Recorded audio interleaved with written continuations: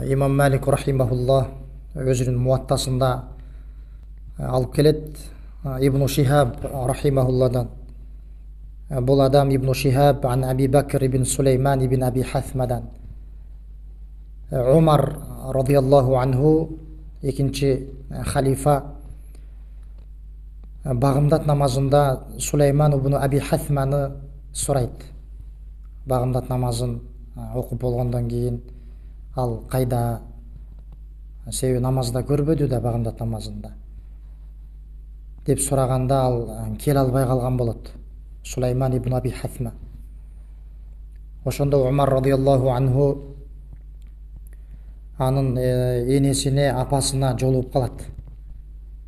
Бул жерде айтып атат, Сулеймандын үйү менен пайгамбар саллаллаху алейхи ва салламдын Сулеймандын үйү базар менен пайгамбарыбыздын мечитинин ортосунда жайгашкан эле дейт. Ошентип Умар радиаллаху анху апасына жолугуп, лам ара Сулейман фис-субх, Сулейманды бүгүн багымдат намазында көрбөдүм го, эмнеге келбеди дегенсип сурайт, себебин билейин деп. Ошондо апасы айтат, иннаху бата юсалли фагалабатху айнаху, Сулейман андан алдыңкы кечеде түнү бою намазда, түнкү намазда турган болчу, тахаджуд түнкү намазын окуган болчу. Ошентип ал багымдат намазына ойгоно албай, тура албай калды деп айтат. Түнү бою намазда болуп, түнкү намазда, тахаджуд намазда багымдатка жакын эс алайын деп эмне багымдат намазына бара албай калат мечитке. Ошондо Умар радиаллаху анху өтө бир парыз намаздын, мечиттеги ордун, айрыкча багымдат намазынын ордун баяндап туруп айтат. Анткени багымдатка келе албай калды да, түнкү намаз менен алек болуп. Умар айтат, ла ан ашхада салата субхи фил жамаа ахаббу илайя мин ан акума лейла дейт. Мен үчүн багымдат намазды мечитте жамаат менен окуу түнү бою тахаджуд намазында, түнү бою түнкү намазда тургандан жакшыраак дейт. Ушул нерсе зарыл дейт да, багымдат намазы. Мечиттеги багымдат намазын жамаат менен окуу дейт.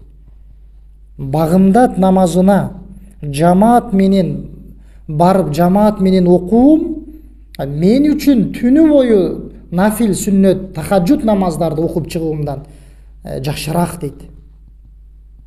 Мынакей пайгамбар саллаллаху алейхи ва салламдын сахабасынын багымдат намазынын ордун түшүнүп аткандыгы, ага көңүл бөлүп аткандыгы, жамаат менен болгон намазга. Бул сахаба азыркы сөзүн бул өзүнүн оюнан алдынан айткан эмес да. Азыркы айткан сөзүн бул мындай эле өзүнүн түшүнүгүнөн айткан жок.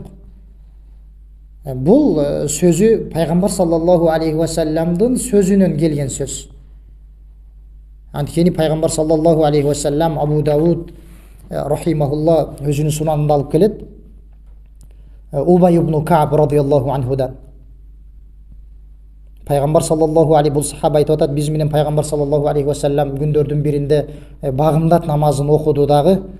Андан кийин ашахидун фулан قالوا لا قال أشاهد فلان قالوا لا قال إن هاتين الصلاتين أثقل الصلوات على المنافقين ولو تعلمون ما فيهما لأتيتموهما ولو حبوا على الركب deydi. Пайгамбарыбыз багымдат намазын окуп бүткөндөн кийин баланча келдиби намазга, багымдат намазына, жамаатка келдиби деп сурайт. Сураганда жок дейт. Анан дагы баланча дагы башка бирөөнү сурайт, келдиби деп. Ошондо жок деп жооп беришет, ал дагы келе алган жок деп. Ошондо пайгамбар саллаллаху алейхи ва саллам айтат, багымдат намазы менен куптан намазы мунафыктарга оор болгон намаз дейт. Мунафыктарга оор дейт бул намазга келүү. Бул деген сөз мунафык эмес адамга жеңил болот, алар багымдат менен иша куптан намазында табылат, алар келет деп атат да. Андан кийин айтты: "Валау та'ламуна ма фихима ла атайтумухума валау хабван аля рукаб" деди. Эгерде бул эки намаздагы сооптордун канчалык экендигин билгениңерде, канчалык көп сооп бар экенин билгениңерде деди, силер тизеңер менен жөрмөлөп болсо дагы келмексиңер деди бул эки намазга. Умар радиаллаху анху жанакы сөзүн айтып атканда, мына ушундай пайгамбар саллаллаху алейхи вассаламдын хадистерин билет эле. Ошон үчүн ал айтып атат: мен үчүн түнү бою тахаджуд намазын окуганга караганда багымдат намазын эле жамаат менен окуган жакшыраак деп атат. Субханаллах. Дагы келет, Умар радиаллаху анху, бул сахабаны барыбыз билебиз, канжар менен диндин душмандарынын бири Абу Лу'лу аль-Маджуси деген, мажустардан болгон Абу Лу'лу канжары менен сайгылап койгон, кол салып.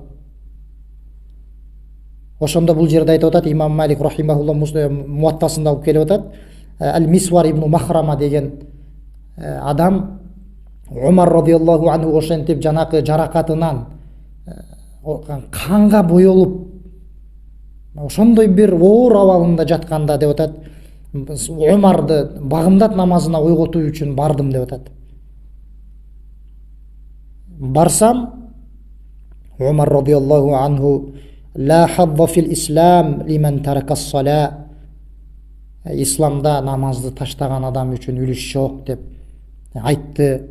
Турду андан кийин намазга деп атат. "Ва саллал фажр ва журхуху яс'абу даман" деп атат. Багымдат намазына турду дейт ошондой абалында. Жаракаты кан агып турган учур, катуу жаракат алып ошондой бир жаман абалда турган учур. Барып мен багымдат намазына ойготуу үчүн бардым. Барып багымдат намазын окуду дейт. "Ва журхуху яс'абу даман" деп атат. Жанакы жаракат алган жеринен кан агып турду деп атат. Ушундай абалында эмне намазга көңүл бөлүп атат. Анткени булар билишет болчу да намаздын шариаттагы орду кандай экендигин. Багымдат намазынын, жамаат намазынын орду кандай экендигинчи. Ошондуктан мусулман адам ар дайым ушул диндин тиреги болгон намазына жамаат менен бирге окуганга аракет кылуу керек. Дагы бир Умар радиаллаху анхудан келет, бул жерде Ал-Хаким рахимахулла өзүнүн мустадракында алып келет. Умар радиаллаху анху Саид ибн Ярбу деген адамды, бул адам көзү көрбөй калган учуру болот, көзүнөн ажыраган учуру болот, зыярат кылган үчүн барат.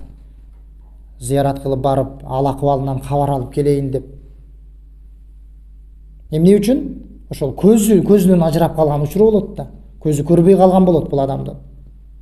Ошону Умар радиаллаху анху бул кишинин үйүнө зыярат кылып келгенде айтат: "Ла тадаил жум'a" дейт. Жума намазды таштаба дейт. Мечиттегичи. Жума намазды таштаба. "Валас сала фи масжиди расулилла", пайгамбардын мечитинде намаз окууну, жамаат менен окууну дагы таштабагын дейт. Жанак адамгачы көзү көрбөйт да аны. Ошондо ал адам: "Факала ар-раджул лейса ли qaid", мени мечитке алып бара турган, колуман кармап алып бара турган адамым жок дейт. Ал көрдүңүзбү? Бул көзү көрбөгөн кишинин дагы айткан үзүрүн. Мен көзүм көрбөйт, бара албайм деген жок. Мен барат элем деп атат да, бирок алып бара турган адамым жок деп атат. Ошондо Умар радиаллаху анху айтты: "Нахну наб'асу илейка биqaid" деди. Сага биз сени мечитке алып келип, алып кете турган адамды жиберебиз деди.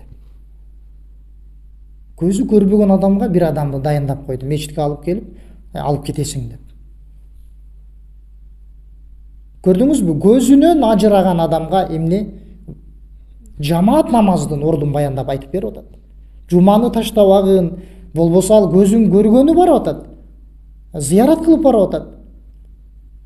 Жуманы таштабагын, мечиттеги жамаат намазы таштабагын деп айтып атат. Ошондо мен алып бара турган адамым жок деди, эмне деди. Биз сага сен алып барып алып келе турган адамды жиберебиз деди. Мынакей пайгамбар саллаллаху алейхи вассаламдын сахабасынын жамаат намазына болгон көңүл бөлүүсү. Мусулман адам дагы, эркек киши намаздарды мечитке барып окууга тырышыш керек.